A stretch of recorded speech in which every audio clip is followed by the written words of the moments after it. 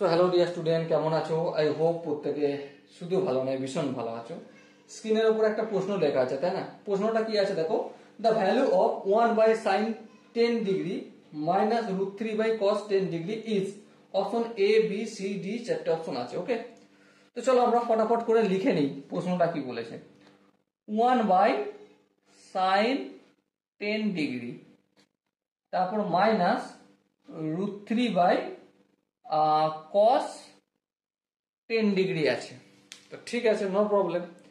তো আমরা করতে শুরু করে দিই এখান থেকে। ফার্স্ট অফ অল আমরা একটা কাজ করব, কি এলসিএম নেব।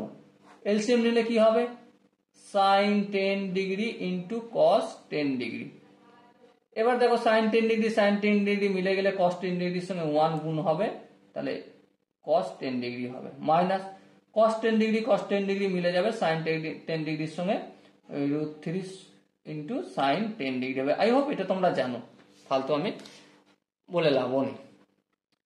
এবার ধ্যান দিয়ে দেখো, cos 10 ডিগ্রি এর সাথে আমি হাফ মাল্টিপল করছি, মাইনাস √3/2 করলাম ইন্টু sin 10 ডিগ্রি করলাম।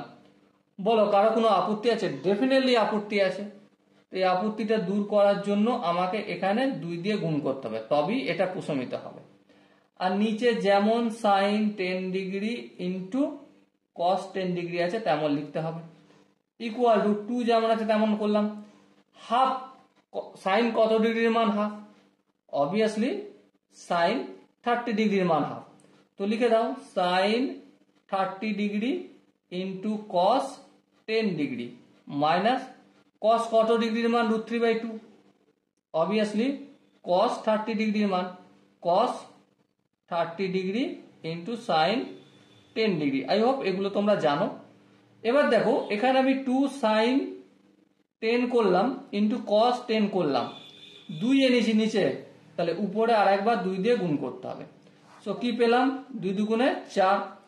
এখানে দেখো একটা ফর্মুলা লেগেছে, কি formula? Sine A minus B এর ফর্মুলা কি?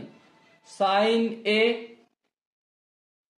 Into cos B minus cos A into sine B, এটা।